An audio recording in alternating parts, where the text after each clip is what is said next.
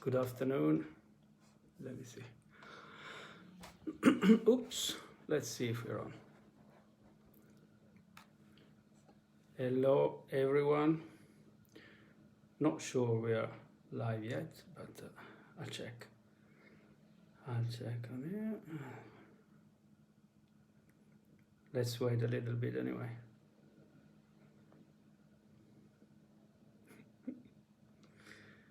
Okay, let me see.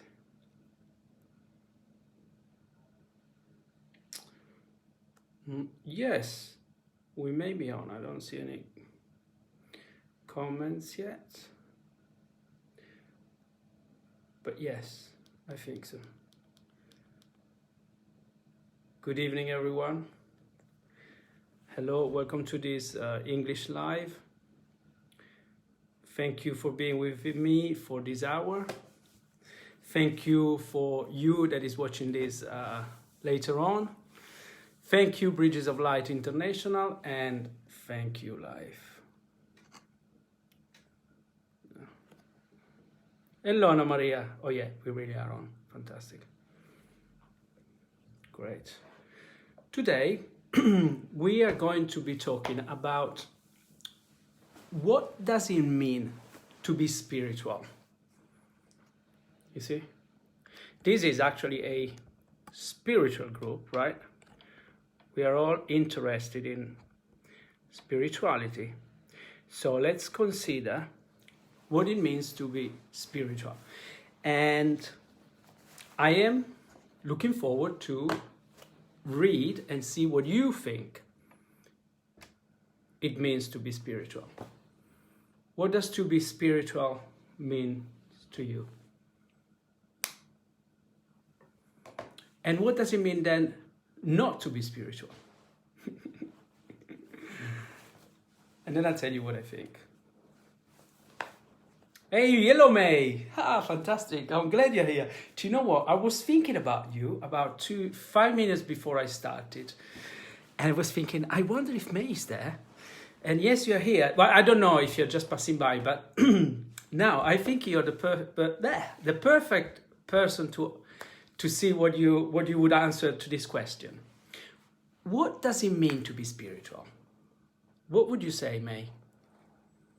Of course, if you're passing by, I understand. It means I don't, if I don't see what you write. But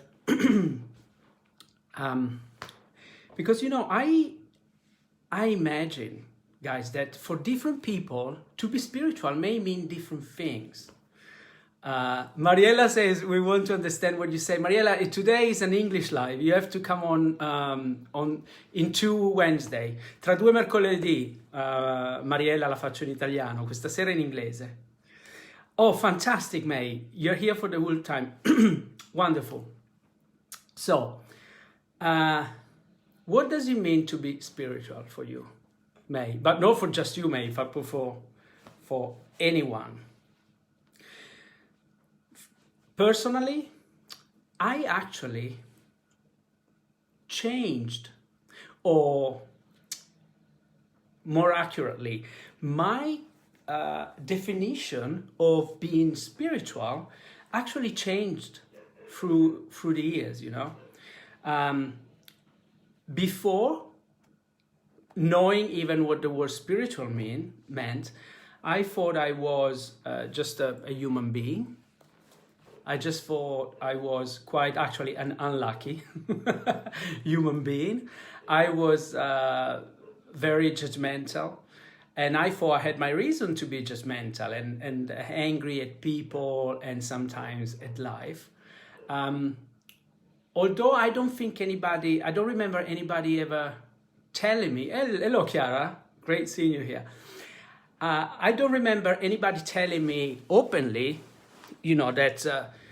that life was not a joyful, happy experience, but somehow that's the message that I was getting from everybody, and in fact I was considering myself to be definitely lonely when I was not physically with other people, and even when I was with other people, I used to be quite wary of them, quite judgmental. And I can see now at why that was. It was because my perception or my idea, yes, of myself, of others and life was totally different from the perception and the awareness that I have now. I didn't even used to know what I was believing about who I was, who others were, and how life was at large. And so not having any idea about who I was, I think that was one of the roots of many fears and anxiety. And all these fears and anxiety, actually, most of them, not all of them, because of course life is evolution, it's a constant process. I believe there will always be challenges to face and things, unresolved things in ourselves to take care of. Although when I open myself up to the reality, which I hadn't considered before, of me not just being only a human being, but me being a spiritual being, in other words, being an infinite entity that is incarnating now, but that that is, and that will always be, it allowed me to be more peaceful and to start understanding that I am actually one with life. I am one with everything and everybody. So when before I used to be judgmental and be untrustworthy towards people, when I was not trusting people, now I know that if I feel that, it is my false belief about them, but it's not actually the reality of who they are and who I am. Okay, so this newfound awareness, which is spirituality, allows me now to understand that every time I suffer, the suffering, I know that it's my own mental creation. And if I can inquire my thinking, which normally is a negative judgmental thinking about myself, others, and life, I understand the reality behind my thinking, and the reality is a deep sense of peace and connectedness with everyone and everything. But I see, and I'm very, very happy about the fact that some of you have written something, and I want to read because I want to connect with you. So this is becoming alive then. Hello, Graziella. I'm very well. Thank you very much. Hello, Silvia. Yes, May is saying, to me, to be authentic and real, coming from a place of truth. To me, yeah, to be spiritually, to be authentic and real, coming from a place of truth, doing what I want, not what I feel I should do. It's letting go of any perceptions and finding inner peace in all I do, being more present in every moment. I love this description. Yes, from what I read and feel, for you is to honor your authenticity, your uniqueness. And in that, you don't feel that you should do anything, but you can let go of perception, and you are more present. You're being more in the present moment. Thank you. Yes, I do also feel, and I'm convinced that the more we are aware of being spiritual, which I think to be spiritual means actually to understand, but not just on a conceptual level, to actually embody and having the experience of who we truly are. And the more we do that, the more we are present. Yes, thank you so much for reminding us of that, May, because yes, if we are not, when we are not present, I don't think we are actually fully embodying who we truly are. It means still that we are identifying with our images, with our perceptions and our concepts of who we are. While when we know who we are present. We could not be either other than present. Chiara says, for me, spirituality means getting to the essence of things. Don't live on appearances. Thank you. Yes, I love this definition as well.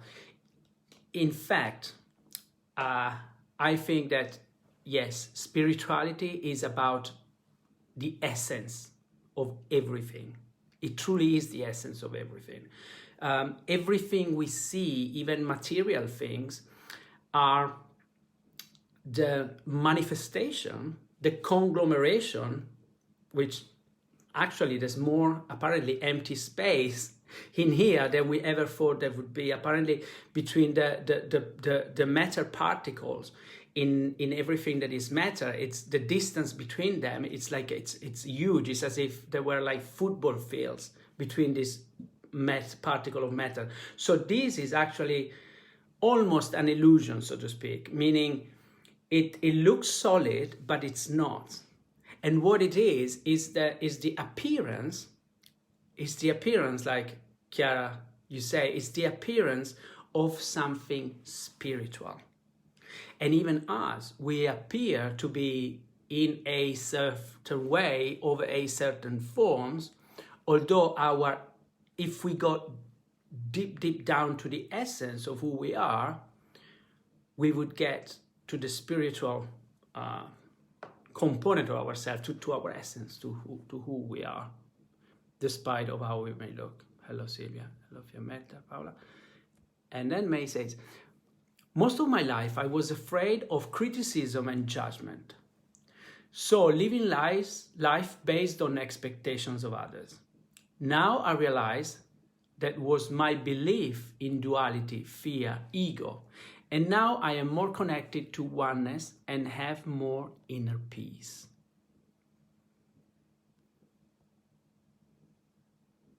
Yes. So here I read that to be spiritual, it's also to be free. To be free from criticism, judgments, and expectations of others. Yes. And what I feel it's important to realize is that it's not even, as you write here, May, thank you for that, it's not actually even circumstances or other people that kept us, or that still keeps us afraid or imprisoned, so to speak, but it's our beliefs. It's our belief in duality. It's our mind conditioning. It's important to keep that in mind, because sometimes from a very human perspective, when we are in trouble, when we are not feeling good about ourselves for whatever reason, and if other people or circumstances are involved, we instinctively, because we always want to blame somebody because we believe in duality, we point the fingers to the situation that shouldn't have happened, or that person shouldn't have done this, okay? Although, if we really take time and look at whatever is happening from a bigger perspective, we would then see that the situation happened because life is perfect as it is, okay? And could not be other than perfect. In other words, things happen and they are out of our control. So it's up to us to understand and acknowledge what is, or to fight against reality. And the same principle applies when people are involved. But of course, our human mind that again believes in duality and in competition and in blame and judgment would think, oh, but he or she or they did it on purpose, okay? Their intentions were mean. Well, it may look like that, although, again, if we really take time and if we really wanted to understand, but actually more than understand, to comprehend why someone behaved the way he or she did, it's because he or she did the best he or she knew how to behave at that moment in time. And I repeat it because I think it's worth repeating this. Everybody, given their model of the world, given their mental conditioning, given their past life experiences, they did the best they could. There is no other way for anybody to behave other than the way they behave. Again, we suffer when we expect, when we would like others to behave differently. But reality is that we can only and always trust one thing in life. And when we honor and trust and recognize this one thing, we really are free from all suffering. And the thing is that everything, and I mean it, everything is perfect as it is. Life circumstances are perfect as they are. Other people are perfect as they are. In other words, we can trust that they are going to behave the best they can given their past experiences and their mental conditioning. And we are perfect as we are. And I mean it. Meaning us as well. We are always doing whatever we feel appropriate at that moment in time. I know you may be thinking, no, one moment, I have a choice, and then it depends which route I take or what I choose for my experience as my outcome. Yeah, but the fact is that once you've chosen, which could be 5 minutes ago, 5 days ago, 5 years ago, when you've chosen, you thought that was the best choice, didn't you? We all do that. So there's really no point. It's a waste of time and space and energy to think, oh, I should have done things differently. They should have done things differently. This or that should have happened in a different way. It's a waste of time. So to understand, but also to then comprehend, because then it becomes truly a feeling. And I think that is actually to embody spirituality. That is what it means to be spiritual, is to me is to live in a state of constant awareness, meaning, and the ultimate awareness is that everything is perfect as it is. I am perfect as it is, you are perfect as it is, everybody around you is perfect as it is, and life is perfect as it is. If this concept does not just remain a concept, but if you let it really land on you and have its effects on you, you may feel that, wow, a kind of inner peace starts to emerge. You may feel that it's futile to oppose anything that is happening or anybody or everybody, because as we know, what you resist persist, gets stronger and conditioned your whole life. What you look at and recognize and respect, and if you could even acknowledge how it is, it just does it dance and it transforms, but it doesn't get a hold on you. Thank you. And then we get to going from a state of duality, fear, ego, to go to a state where May is now to be connected to the oneness of it all and to experience inner peace. Thank you so much. Hey, hello Wendy. Great seeing you here. I didn't see you before. When you say, Luca, how would you describe spirituality in its simplest form? In its simplest form, I would say spirituality is who we truly are. Spirituality, like Chiara said, is the essence. I would also use that word. It's the essence of everything. It's the pure raw energy. And that's it. And when we are aware, but also when we live from that consciousness, we are not just aware, we feel that we are one with everything. Like we feel that I am an extension of you, Wendy, and Chiara, and May, and Anna Maria, and everybody else. And I also feel that I am everything that is outside from me. It's an extension of me. Like this is an extension of me. This room is an extension of me. In other words, we are like all in this energetic soup, I like to call it. We are all pure energy. And in that state, we are just almost marveling, so to speak, at everything. And we are curious, because I think when we become aware of who we are more engaged in life, but it's a different engagement that, well, I speak for myself, that I was engaging in before. It's just also a state of curiosity, a state of playfulness.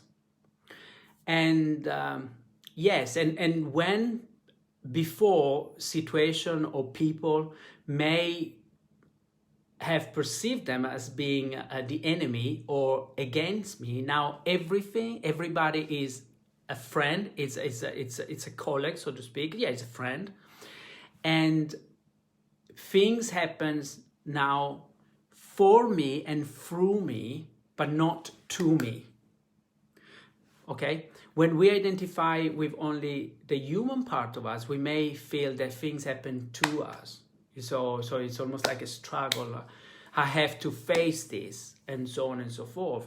When we live life from a spiritual perspective, things are opportunity. Something that before was considered to be a challenge or a problem, now is seen as an opportunity, as a possibility for growth, for understanding, for loving, for whatever else. Does it make sense?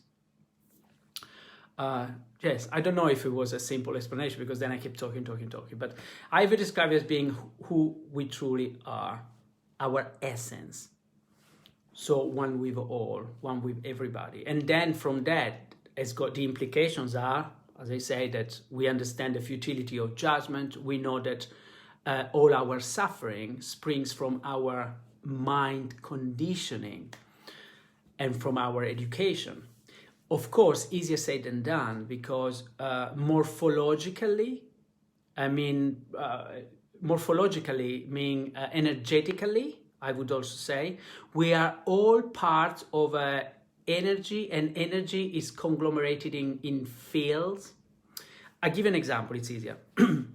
It's easier said than done to break free and live life from a pure spiritual perspective, I think, because imagine the flocks of birds when they fly in the sky, or fishes underwater, okay?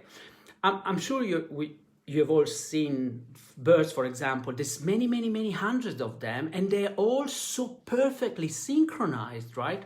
That it's incredible how they do it. And scientists, they have done many studies where they have understood that there's no way they could have just looked at their the birds near them, or the fish, and they could have copied them without bumping into each other. They're perfectly synchronized. Why? Because, and there's Rupert Sheldrake. Sheldrake is the scientist that's done quite a lot of research in what are called morphologic fields.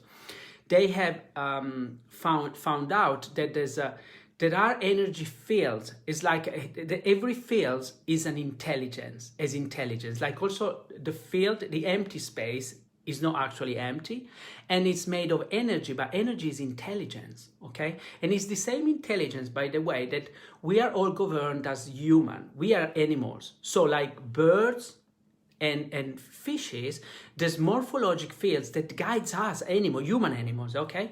Our fields are what? The collective human consciousness, and we know from what is happening nowadays worldwide what kind of consciousness that is. You see, and that has an impact on us, you see. It's not easy to break through of this race consciousness that believes in separation, believes in the enemy, believes in the illness. You see, we are bombarding energetically. And then, of course, there's sub fields, like the nearest to us, of course, it's our family morphologic field.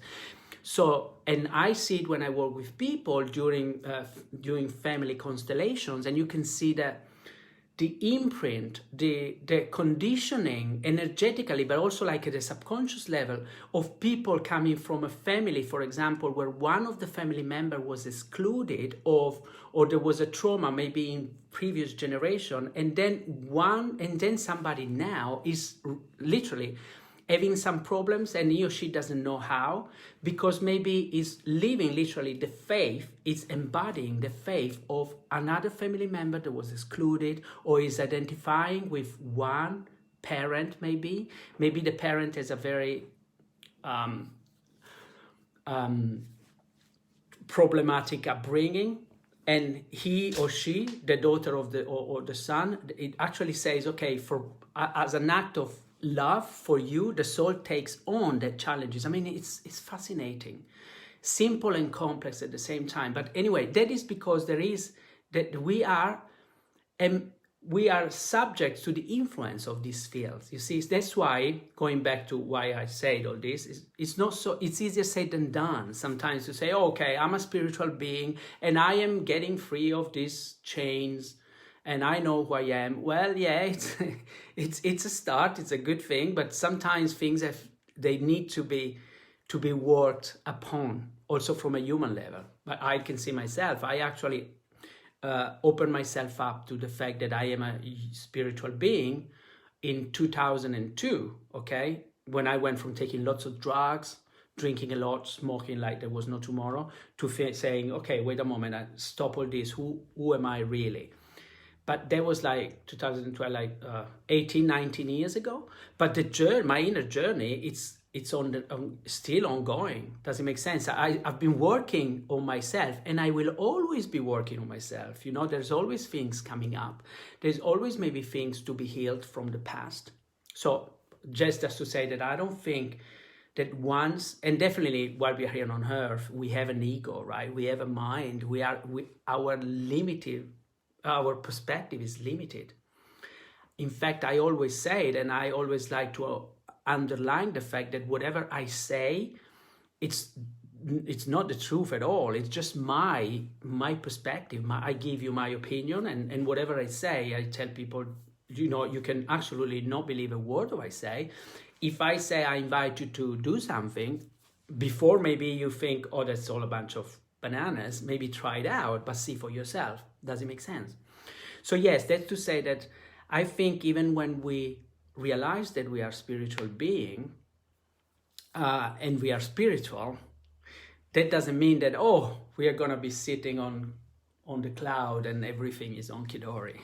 No, I think we have a different awareness, a different attitude towards ourselves, others, and life. And that different attitude it's amazingly comforting, but not just comforting, it's actually very useful for us to live peacefully. May says, now I'm willing to embrace criticism, judgment, rejection, because we can't avoid it. And the more we try and stop it, we unwittingly attract it. Byron Katie, thank you so much. May, yes, beautiful words, absolutely. I love Byron Katie. Yes, you're right. We could not be immune, so to speak, to criticism, judgment, rejection.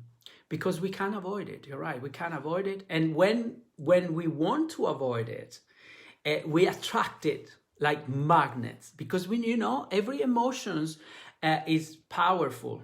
I'll put you a link about the video I've done a while ago about the law of attraction. It's quite funny. But every emotions we have literally attracts like a magnet. And fear, it's a very, very powerful magnet. Whatever we feel, we draw it to us. And like Byron Katie, she's amazing at explaining. She does the work. If you guys don't know her, I really invite you to look into what she does. She does the work. She uses 4 questions about our maybe thoughts and belief. And the questions are you true that that's what you believe is true? Is it true? Are you absolutely certain that it's true? Who would you be without that thoughts? And then when somebody asks himself or herself the question, we realize that if we weren't thinking anything about anyone, if we weren't judging or criticizing or thinking, oh, he or she rejected me, we are fine without that thought. You see? And that is liberating. Anyway, that's just that is to say that all our suffering is produced by our thinking.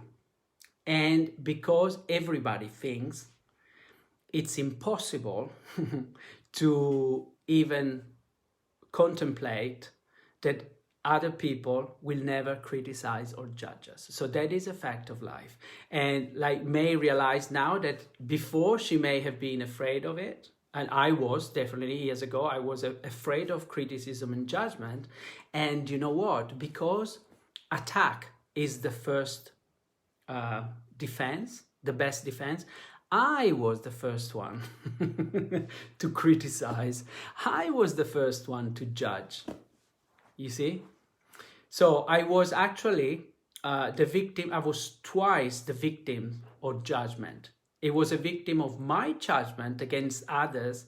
And of course, when we embrace the spiritual perspective, we know that others are us. So when I judge somebody else, one finger is pointing at them and 3 are pointing at me. And then, of course, I was at the mercy also, because I was afraid of it, of other people's judgment. Now, it's wonderful. I mean, of course, I prefer people where they don't judge me, don't criticize me. Not that I feel wonderful when they do, although I listen to it and I know that, okay, it's their perception, it's their perspective. And then, although maybe there and then I may not like it, I use it, meaning I ask myself, okay, but there may be some truth in it, okay? So if somebody, let's say, they say, look, you're arrogant or you are unpolite or whatever, I may not like it, but I know now, okay, but then I look inside and I use it as a tool to see, okay, they may have a point, right? And then I see, okay, actually, yes, maybe I did behave in a way that it could have been perceived in that way, so thank you. So whoever criticized me and judged me now, I could even consider them as being my friend, my guru. They are maybe showing me something that I didn't see, I wasn't afraid of. Hello, Graziella. I'm looking forward to see what you wrote. You say, as soon as we understand that being spiritual means that finally we understand reality, we can start living reality in the deepest way. Thank you, Graziella, for reminding us of that. Yes, when we understand that being spiritual means who we truly are, yes, then we can start living, truly living in the deepest way. Absolutely. Thank you, Graziella. Because until and unless we acknowledge who we truly are, that we are spiritual being and we are connected to everything and everyone, and we are the creator of our own experience, consciously or unconsciously, until we realize that we are not living reality, are we? We are living our thoughts, our conditioning, and we are not living at the deepest level. Thank you. Wendy says, for example, helping someone new to spirituality without confusing them at an early stage. For example, what do you mean? For example, helping someone new to spirituality without confusing them at an early stage. You mean what I would tell them? I would tell them, I would have them to consider, I would have them to, it depends, if they never even consider who they are, and they know nothing about spirituality, I would ask them how they feel literally in their body, how they feel to when they think, they believe that they are literally just living from when they're born and when they will be dying, okay? And consider that and ask them, okay, is this how you have always been lived? And ask them to see how they feel, what is it that believing that would imply in how they experience themselves, others in life. And maybe that is how they have always lived. And then I would tell them, how would you feel? But I wouldn't say, what do you think? How would you feel if you knew, if I told you that you actually are having this life experience, although you are not just your body, but you are something that could not be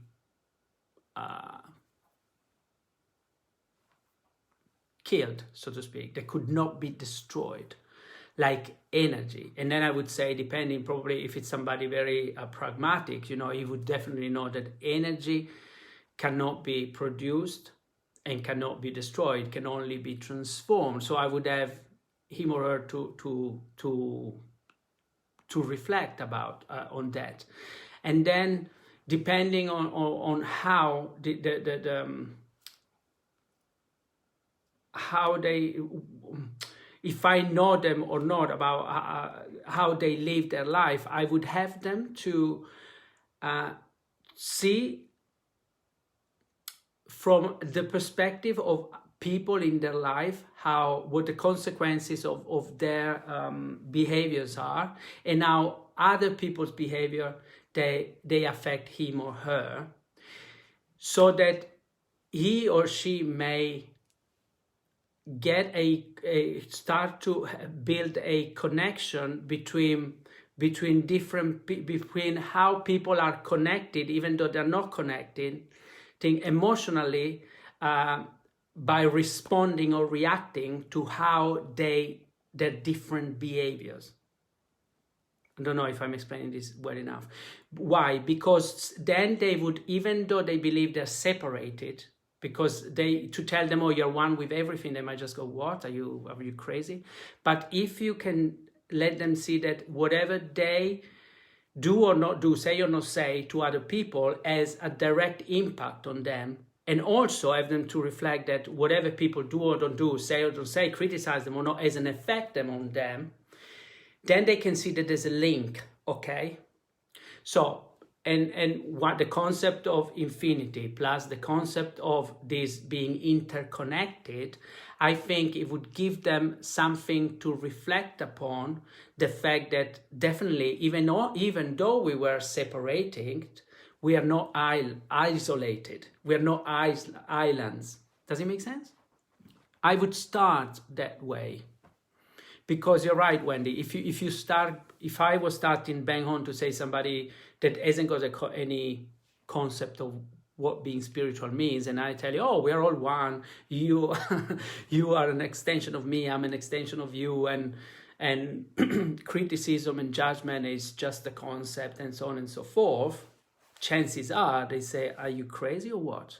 I mean, like, if somebody had told me those things straight away before 2002, I would have thought, you know what, you're blimey loony, you see. But I guess if somebody had to have me reflect on the fact that everything I was doing was having an impact on other people, and vice versa, and so on and so forth, I think I could have accepted it a little bit more. Chiara says, to be spiritual, to have faith. Wonderful, wonderful analogy. Yes, yes, and ultimately, maybe even no, I would say. Okay, I think yes, when we embrace at first the concept of spirituality. Let's say that, like I said before, that everything is perfect as it is. I'm perfect, you're perfect, life is perfect, everybody is doing perfectly what they do because there's no other way for them to behave differently. At the beginning, yes, that implies for us to have faith, definitely. To trust, to have faith means to trust, a faith what? In ourselves. At the very beginning, what? That we are perfect as we are, that we are doing the best we can, and that other people are doing the best, and that life will unfold perfectly. So we need faith. Although I think when we become more and more aware, and the more and more we embody who we truly are, yes, of course, we also have faith. Although I think it's more of faith, I would define it as knowingness. It's a matter of knowing, as in, you don't even need to have faith anymore because you just know. Does it make sense? But this is like everything, is my opinion. And Chiara, somebody else, and May or Wendy, please, if you think something different about this, please write it on. Say, oh, I think this is how it is. But I think faith, it's almost as if it's like, it's not the same thing, but it's not as the same as hoping. But I think at the beginning we have faith, almost like we hope for things to be in a certain way.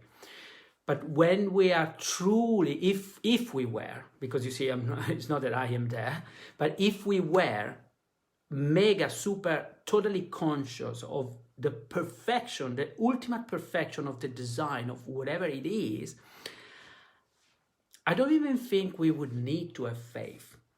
Because it would just be boom, bang on, it's annoying, like, and not even a knowingness, like an experiential knowingness that this is it, like this is it, that I don't need to be faithful, and because also I wouldn't have to be faithful to anything on everything, because I would have the consciousness of being it all, almost like Christ, the God consciousness. I don't think God is faithful. God is faith. Like God is it. It can't even see outside of itself, I guess. And the way it sees outside of itself, I guess, it's through us. It's divided itself into all this universe, so the little bits of him can see and experience, oh, this is what being good means, this is what being bad, this was being kind, and blah, blah, blah. And do I make any sense? I don't know. Hello, Clemente. But I love these questions. Because to me, it's always a matter of, hello, Eleonora, ciao. It's always a discovery, an inquiring. I love reading other people's, or hearing, or anyway, seeing other people's perspective and thoughts on something. It's almost like traveling. When he says, yes, I feel that is key, Luca. It is all for us. Yeah, to me, that when I went from believing, and again, it's a matter of attitude. That's what I think, that spirituality in action, like the practicality of this concept, they're very powerful. I mean, if you think about it, guys, when you go from it's an attitude shifter that is amazingly powerful. Because I could think, like I used to think, and everybody that suffer really, that, oh, things happen to me, and it's heavy and it's difficult, and I have to face this, and I wouldn't want to. And then when we think, which at the beginning is a thought, of course, everything starts with a thought. It's important to have a mental map. But then for the thought not just being a thought, we have to really get impersonalize it. So we go from thinking things happens to us to, yes, things happens for me. Meaning, what is the lessons in this? What is the awareness that I can get? What is the hidden gift? I always tell myself when I find myself complaining about something or feeling wobbling or upset, I tell myself, and then everything shifts when I ask this question. I say, I cannot wait to see what's good is coming out of this. What is the hidden gift? Oh boy. And the moment I say that, but also I start to truly, it's almost as if mentally the situation, I take the situation and I start to look at it from different perspective. I say, what is the gift? What is it that I can understand?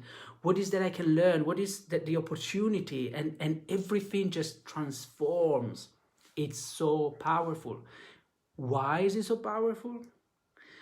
Because we make up our own reality. Because reality as such doesn't really exist. It doesn't. Everything exists, everything doesn't exist. One thing is true, one thing is false, one thing is false, the other one is also false, one thing is true, the other thing is true. Everything is true, everything is false. At the same time, it's all a matter of perception. Life is in here. What I believe about something, for me, is my reality. And that's why there's no point in arguing with people when they have a different perspective, when they believe something differently. From there, for them is their reality. So it's true, it's real for them. Do it make sense? And for us, it's true whatever we believe about something. But like we have seen, I can be against something and then embracing it when I only change my thinking about it. I think, oh, this is happening to me, going, no, this is happening for me. Can you see? And then changes. And then the same person, the same situation, it's magically changed. It's different. Well, it's not really, because he or she are the same, the situation is the same, but I perceive them to be different. Magic. This is the power we have. And you see, we truly do create our own reality. Thank you, Wendy. Thank you so much. Wendy said, do you think helping people to understand that is the key? Do you think helping people to understand that is key? Wonderful. Yes and no. It depends. It depends, I think, from... You see, because it's always because now, as always, these are all mega generalization. It's not one for all. You know, ultimately, this is what somebody would understand about being spiritual. But it depends. For some people, to tell them about what we've been talking about would already make them think and maybe feel differently about themselves in life. Something would shift. Maybe for somebody else, no. I mean, it would. I'm sure it wouldn't be in vain, but maybe for somebody else, some other way of approaching the subject could be more appropriate. Don't know if I'm explaining. And I think that's why with different people, and I'm talking to you, Wendy, directly. With different people, you know, some people you might work with them as a counselor in different ways, right? For some people, they're more, you know, that when you have them to reflect on a concept, will have definitely an impact with them. With some other people, maybe you could tell them about the concept, but it's not so much. Maybe we would explain it in a more, giving them example or on a more energetic or somatic way. Not know how to explain. Like if you know the person, if you know the challenge he or she is going through, you could, instead of telling them like, you know, we are all one and blah, blah, blah, blah, blah, you would, like I said before, you would ask them to see the implication of the relationship they have on an emotional level, you see. And I think, thank you for this question, I think it's very much about us trusting our inner guidance and intuition. And we might get it right, we might get it wrong, like you try and tell something to somebody and you may see that it resonates with them, so, and you say, okay, you keep going down that road, or you may see that they look at you and go, no, so you think, okay, let me just explain this in a different way. Do I make sense? So yes. So do I think helping people understand that is the key? Well, ultimately, I think that's the understanding we would like them to get. Hey, ciao Valeria, hello. Hello, welcome. Or at least eye-opening.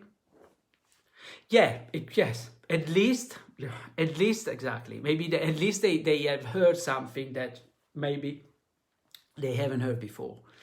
Although it's, I don't think there's any guaranteed in that they actually something, the penny drops straight away and they go, oh yes, wonderful, yeah, now I know who I am.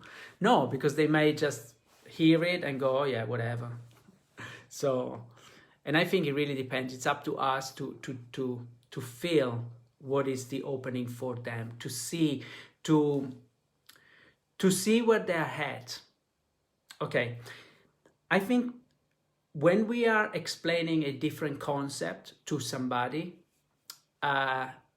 if we know them or if we start talking to them, whatever information we can get is vital, because if we can meet them at first where they are, and here it's what I mean in body any relationship, it's, empathy first, as we know. Being empathic first, it means to get to where they are, okay, to try and feel and have a mental picture of their model of the world for whatever we can do, and then from there acknowledge to them where they are, and then from them to add and lead them to what we want to invite them to consider. Does it make sense? And sometimes, thank you, Wendy, for having us to consider that, it's more useful to go slowly, step by step, than to just tell somebody, boom, this is it. Because it could be too much for them to digest in one go, and they may just disregard everything. Don't know if it makes sense. Thank you, Graziella. Hey, ciao, Mirella. Chiara says, I believe that spirituality is the tool that allows us to evolve. What do you think about it? I totally agree. I think so as well. Yes, it definitely was for me. Yes, for me it really was the tool that allowed me to evolve and to self-heal myself, really. Because I don't know if you guys know my story, but very synthetically, I literally chose to change my life because I was taking lots of drugs, drinking a lot. Anyway, having a very unhealthy lifestyle. And I decided to change when I met a guy that I didn't know, that he didn't know me, in a bar in central London. It was 8 o'clock in the evening. And I say that because I hadn't drank yet and I hadn't taken any drugs, so I was sober. And he approached me and he told me, and this was 6 years, by the way, after the death of my mom. He told me, listen, I am a medium. I have to speak to you. And I was like, what? But I felt goosebumps all over my body. And he told me, well, there's someone here. It could be your mom. And I was like, what? And he said, she wants me to tell you that she's absolutely fine 6 years after the death. She would come down to help you in an instant, like she's always done. By the way, this meeting happened 2 weeks after I got run over by a car in central London because I'd taken lots of drugs. I smashed my head against the windshield and it looked like a brick was smashed on it. And in Italy, a few years before, I had 2 major car accidents as well, but I always was unarmed. In 2000, I was stopped by the police. I spent the night in Brixton jail because of drink driving. So anyway, and he told me, anyway, so she wants me to tell you that she will come down to help you in an instant, but it's time for you to take responsibility for your life and to change your lifestyle. And be very careful from today up to the next 2 weeks not to drink and drive and not to get into cars with people that have been drinking. He didn't ask me for money. I hadn't seen him since, well, that encounter changed my life. Okay. Now, as I always say, I'm not here to be evangelistic. I'm not here to tell people that life is eternal, what there is before or after. No, I'm here to say I literally chose to believe that he may have been telling me the truth. Okay. So, I was very careful from that day up to the next 2 weeks. In fact, the week after I was coming here in Italy, where I was always driving, but I was mega careful. And I opened myself up to spirituality, yeah? To the possibility that I am a spiritual being, because if my mom is still somewhere, so life is really not finishing when we die. So I literally went up, I looked up when I went home that evening, and I went, but really with a daring attitude towards, let's say, God, towards that God that I was really angry with because he had taken my mom away, of course. So I went, okay, if there's someone out there, help me out. I want to change. Oh, guys, everything shifted. I mean, I'm serious. I didn't go to AA or rehab or whatever, but I felt, I don't know how to explain. I felt so well, so good. I felt an energy inside, some kind of strong inner peace. That was so comforting what I've heard from the guy, that I didn't have any desire to take drugs. It was incredible. So anyway, and that started my journey. So, but Chiara, to answer your question, yes, I think spirituality for me, that's how it worked. It was a tool, because also that was the starting point, by the way. And from then I started my own inner work. It's not that from then I didn't have to do anything. Oh no, I did, and I always still am. You know, I always have like under supervision, and there's always are issues that come up. But yes, it is a powerful tool, I think. Wendy says, for me, it's about just getting real, authentic, honest. Yes, I do agree. For me too. It is. It's about honoring who we truly are. And honoring who we truly are, it means, yes, to be honest. This is it. This is how I feel. This is who I am. And it's the complications of that are really deep. Because normally before, I'm talking for myself, I wasn't really honoring my authenticity because I was fearful of judgments or conditioning. When you say, let's just get to our truth, no one else's. Yes, I agree. When you say, takes us back to the observers, takes us back to the observers, yes. Yeah, I think when we open ourselves to the spiritual perspective, yeah, then we become the observer. I think we become the observer and the observed, because then we acquire a sort of meta perspective, meaning when before we were right in the labyrinth of life and we didn't see anything that from wall to wall, when we start to understand who we truly are, it's almost as if we become the observers of ourselves, and it's great because then we get above all perspective. Everything gets almost contextualized. And I think that's when, thanks for reminding us of that, is when we understand this is not happening to me, it's for me. So I get an overall perspective. I think, okay, where is this leading me? So I start to observe what is happening and how I react to what is happening. And it's amazing. It's amazing, I think. Thank you. There was a previous question. I don't know what you mean about previous question. But you know, guys, 7 o'clock. Okay, one more minute. Thank you. Exactly. It is I think it is annoying more than faith. I mean, we have faith, but then we just know. Thank you. Anna Maria says, Luca, really very interesting. I heard the life with attention because this argument is very important and deep. You are spiritual. I'm spiritual because I think I work. First with understanding for myself, to forgive myself and to look at the life with another eye. Wonderful. The eye of the love for me and the other persons. Anyway, thank you so much. Thank you, Anna Maria. Thank you. I really appreciate it. May says, we are over time. I agree, Luca, and faith and trust. For me, it's knowing whatever happens to us, the universe has our back, and we never given more than we handle. Thank you for reminding. Out of this situation, only good will come. I am safe. Louise A., yes. Whatever happens now, I have this overwhelming peace. That all is well. Yes, I love all is well. Spot on. Yes, absolutely. Thank you so much. Oh, wonderful. Thank you, everyone. Thank you so much. I love you very much, and I'm looking forward to seeing you in 2 Thursday. evening. Ciao. Thank you so much. Good night. Thanks again.